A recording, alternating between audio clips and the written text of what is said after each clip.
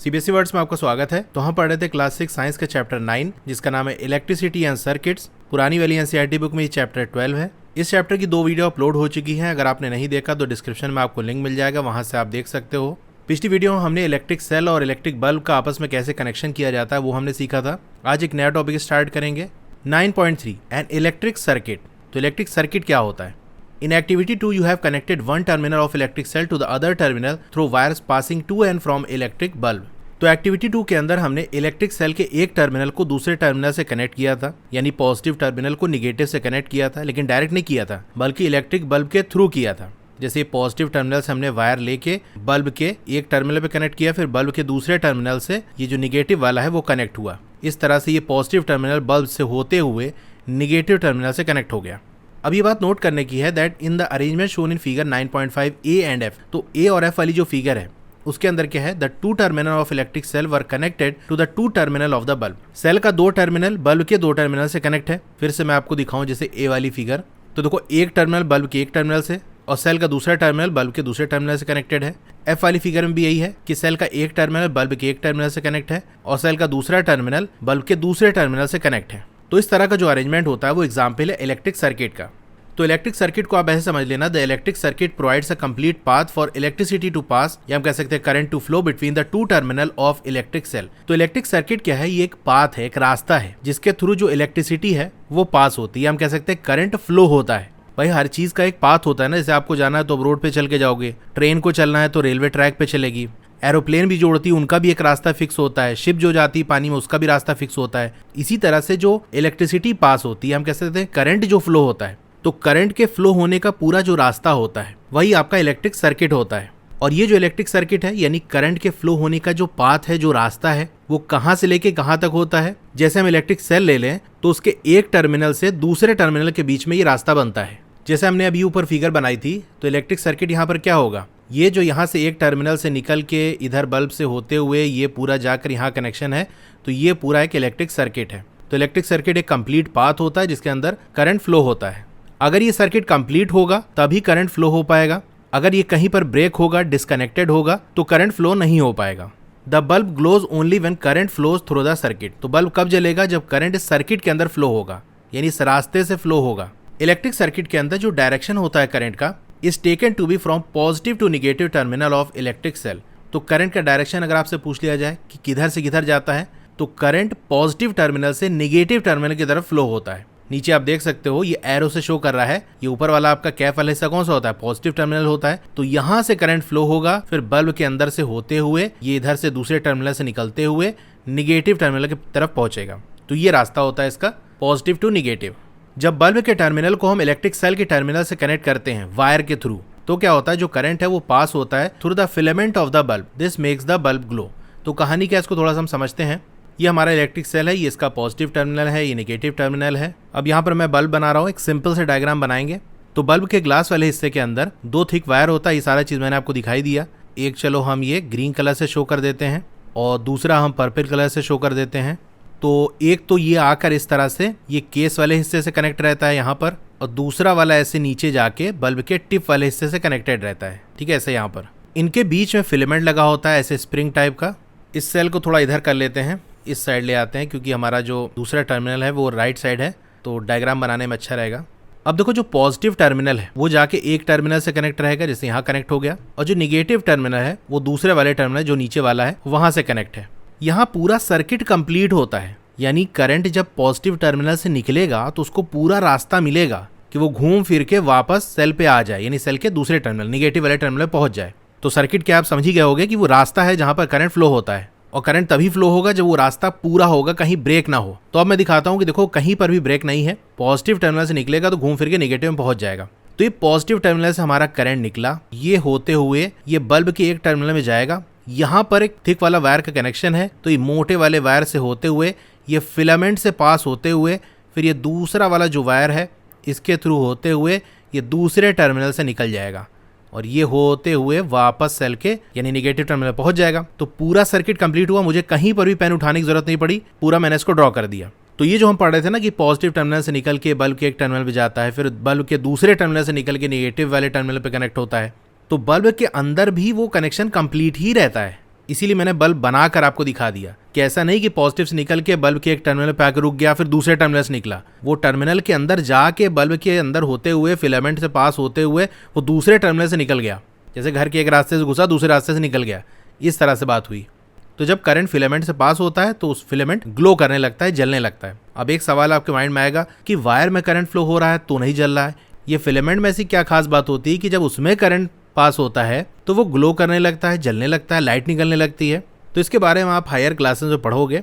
जो फिलामेंट है ना वो कोई अलग सी चीज नहीं होती, वो भी एक तरह का वायर ही होता है, लेकिन उसका जो डिजाइन है और उसका जो मटेरियल है वो इस तरह से होता है कि जब उसमें से करंट पास होता है तो लाइट निकलने लगती है। और सिर्फ लाइट ही नहीं, हीट भी निकलती है। तो अब सर्किट आप समझ गए होगे, कंप्लीट सर्किट क्या होता है ये आपने समझ लिया। तो जो हमने देखा यही बात लिखी हुई यहाँ पर कि जो टर्मिनल है बल्ब और इलेक्ट्रिक सेल का वो वायर से कनेक्ट होता है, तो करंट पास होता है, फिलामेंट से होते हुए जाता है, तो उसकी वजह से बल्ब ग्लो करता है। कभी कभी क्या होता है जो इलेक्ट्रिक बल्ब है वो ग्लो नहीं करता, जलता नहीं। Even if it is connected to cell, cell से कनेक्ट रहता है फिर भी नहीं जलता। तो ऐसा तब होता है जब जो बल्ब है वो फ्यूज्ड हो गया होता है। आप सुनते हो ना कि बल्ब फ्यूज हो गया, बल्ब नहीं जल रहा, मतलब हो सकता है बल्ब फ्यूज हो गया हो। तो जब बल्ब फ्यूज हो जाता है तो भी बल्ब ग्लो नहीं करता। यानी सारी चीजें होती हैं, वायर का कनेक्शन वगैरह सब कुछ सही है, लेकिन बल्ब जल नहीं रहा क्योंकि बल्ब फ्यूज हो गया है। अब फ्यूज होने में क्या हुआ है, अब फ्यूज्ड बल्ब को सावधानी से देखो। Is the filament inside intact, intact का मतलब जैसे का तैसा ही है, उसमें कोई डैमेज तो नहीं हुआ। तो फिलामेंट को देखो कि जैसे पहले था वैसा ही है कि कुछ उसके अंदर डैमेज वगैरह हो गया, कहीं टूट तो नहीं गया वो। तो इलेक्ट्रिक बल्ब जो फ्यूज होता है वो बहुत सारे रीजन की वजह से होता है, जिसमें से एक जो रीजन है जो अभी आप समझ पाओगे वो ये है कि for bulb to fuse is a break in the filament. तो बल्ब फ्यूज होने के बहुत सारे रीजन है, जिनमें से एक रीजन ये है कि जो फिलामेंट है वो ब्रेक कर गया। तो इलेक्ट्रिक बल्ब के फिलामेंट के अंदर ब्रेक का मतलब ये है कि करंट का जो पाथ है इलेक्ट्रिक सेल के दोनों टर्मिनल के बीच वो ब्रेक हो गया। यानी सिंपल ऐसा समझो कि अगर फिलामेंट ब्रेक हो गया इसका मतलब जो सर्किट है वो ब्रेक हो गया, कनेक्शन टूट गया बीच में। तो जैसे मान लो यहाँ पर से ये फिलामेंट ब्रेक कर गया, अब क्या होगा, अगर मान लो करंट फ्लो हुआ, इस पॉजिटिव टर्मिनल से निकला तो ऐसे होते हुए जाएगा, ये अंदर तो गया ऐसे, लेकिन यहाँ जाकर ये रुक जाएगा, आगे ये जा नहीं पाएगा। तो यानी अब सर्किट ब्रेक हो गया तो करंट फ्लो नहीं हो पाएगा। अब आप कहोगे सर्किट ब्रेक होने से करंट फ्लो क्यों नहीं हो पाएगा। इसको आप ऐसे समझ सकते हो, मान लो आपको कहीं जाना है और आपको पता चला कि जहाँ हमको जाना है ना तो रास्ते में कहीं पर कंस्ट्रक्शन हो रहा है या गड्ढा है, मतलब आगे रास्ता बंद है कि थोड़ी दूर जाने के बाद फिर आप आगे नहीं जा पाओगे।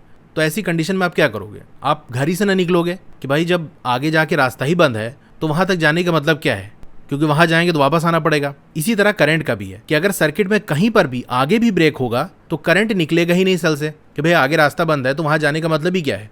तो बल्ब के फ्यूज होने के बहुत सारे रीजन में से एक रीजन ये है कि फिलामेंट जो है वो ब्रेक हो गया हो। और फिलामेंट ब्रेक होने का मतलब ये है कि जो पाथ है जिसके अंदर करंट फ्लो होगा, जिस रास्ते से होके वो जाएगा एक टर्मिनल से दूसरे टर्मिनल, वो रास्ता कहीं से ब्रेक हो गया है, तो करंट फ्लो नहीं हो पाएगा। करंट फ्लो नहीं होगा तो बल्ब नहीं जलेगा। इसीलिए जो फ्यूज बल्ब है वो नहीं जलता है, यानी उसके अंदर से रोशनी नहीं निकलती, क्योंकि कोई भी करंट उस फिलामेंट से पास हो ही नहीं पा रहा है। क्या अब आप एक्सप्लेन कर सकते हो कि जो बल्ब है वो क्यों नहीं जल रहा था, जो अरेंजमेंट हमने डिस्कस किया था फिगर 9.5 BCDE के अंदर आपने देखा था कि बल्ब नहीं जल रहा, तो क्यों नहीं जल रहा था अब आप रीजन समझ गए होगे। बी वाले में देखो यहाँ पॉजिटिव से निकलेगा, बल्ब के अंदर जाएगा, होते हुए यहाँ से निकलेगा और ये बस यहाँ तक, इस जगह पर यहाँ पर सर्किट ब्रेक है। सी वाले में देखो पॉजिटिव टर्मिनल से निकला, ये यहाँ पर आकर यहाँ सर्किट ब्रेक है। डी वाले में देखो यहाँ पॉजिटिव से निकलेगा, ये आकर यहाँ पर ब्रेक है। ई वाले में यहाँ से निकलेगा, इधर से घूम के वापस आ जाएगा, मतलब यहाँ पर ये ब्रेक है। तो सर्किट ब्रेक हो जा रहा है, इसी वजह से करंट फ्लो नहीं हो पा रहा, और करंट फ्लो नहीं हो रहा तो बल्ब नहीं जल रहा है। अब मान लो अगर आपको रीज़न लिखने को आ जाए तो उसका आंसर मैं आपको लिखा देता हूँ कि मान लो एग्जाम में ऐसे फिगर बना दिया जाए, जैसे बी वाली सी डी ई इस तरह से दे दिया जाए, और हर केस में पूछ ले बताओ इसमें बल्ब क्यों नहीं जल रहा है। एक क्वेश्चन तो ये बनेगा बताओ बल्ब जलेगा कि नहीं, तो वो तो समझिएगा सिंपल कि नहीं जलेगा। क्यों नहीं जलेगा समझ तो गए, लेकिन लिख के कैसे दिखाओगे, तो वो मैं आपको लिखा देता हूँ। तो बी वाले में लिखोगे bulb will not glow because circuit is broken between one of the terminals of bulb and negative terminal of electric cell. तो बल्ब क्यों नहीं ग्लो होगा, क्योंकि सर्किट ब्रेक है। कहाँ पर ब्रेक है, बल्ब के एक टर्मिनल और इलेक्ट्रिक सेल के निगेटिव टर्मिनल के बीच में। सी वाले में आप क्या लिखोगे, bulb will not glow because circuit is broken between one of the terminal of bulb and positive terminal of electric cell.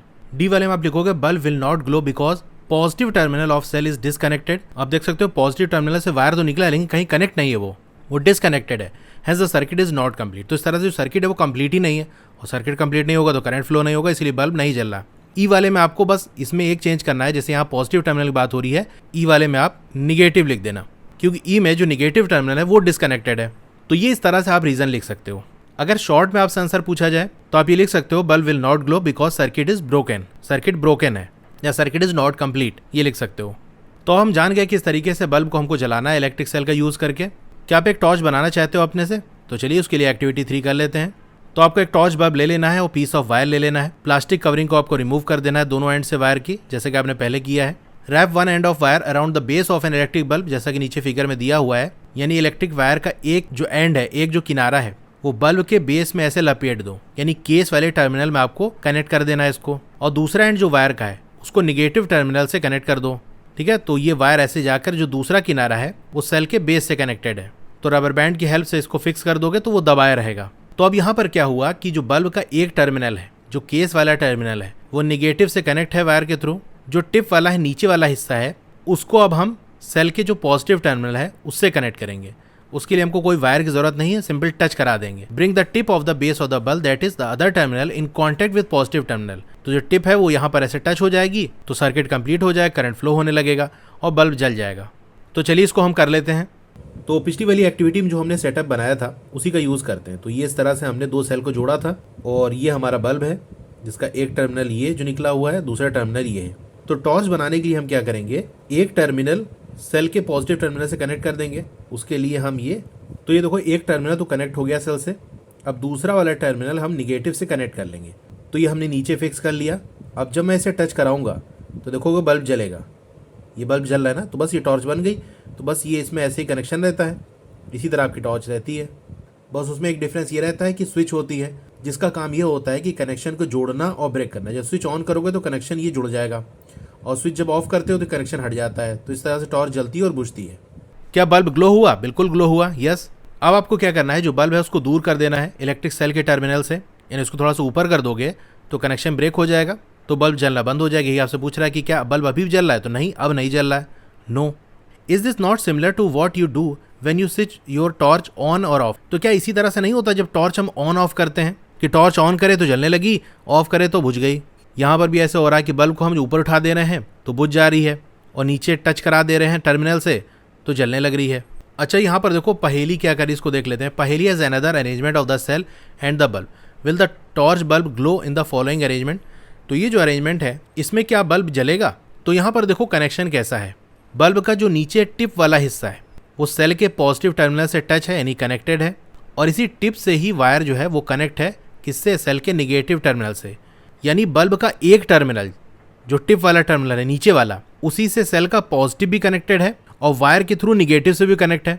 इधर साइड जो टर्मिनल है बल्ब का वो तो कहीं कनेक्टेड ही नहीं है। और बल्ब कब जलता है? जब सेल के दोनों टर्मिनल बल्ब के दोनों टर्मिनल से कनेक्टेड हो। यहाँ तो एक टर्मिनल खाली पड़ा हुआ है, उससे कोई कनेक्शन ही नहीं है, तो इस केस में बल्ब ग्लो नहीं होगा। तो इसका आंसर हो जाएगा no, bulb will not glow. तो इलेक्ट्रिक सर्किट आप समझ गए होगे कैसे क्या होता है यहाँ पर।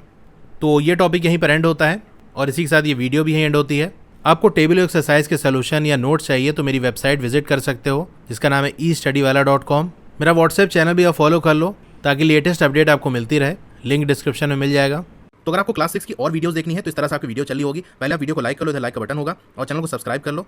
तो यहाँ देख सकते हो नीचे मोर लिखा होगा, उस पर आपको क्लिक कर देना है। फिर आप यहाँ पर स्क्रॉल डाउन करोगे तो आप देख सकते हो सारी प्लेलिस्ट आपको मिल जाएगी। क्लास 6 साइंस, क्लास 6 मैथ्स की चैप्टर वाइज भी प्लेलिस्ट है जो कि नीचे आपको मिल जाएगी। तो जो भी वीडियो आपको देखनी है उसके सामने जो लिंक दिया हुआ उस पर आप क्लिक करोगे तो वहाँ से वो ओपन कर लोगे। जैसे क्लास 6 साइंस देखनी है ना तो यहाँ पर आप क्लिक करोगे तो क्लास 6 साइंस की वीडियो आपको सारी यहाँ पर मिल जाएगी। Okay, thank you.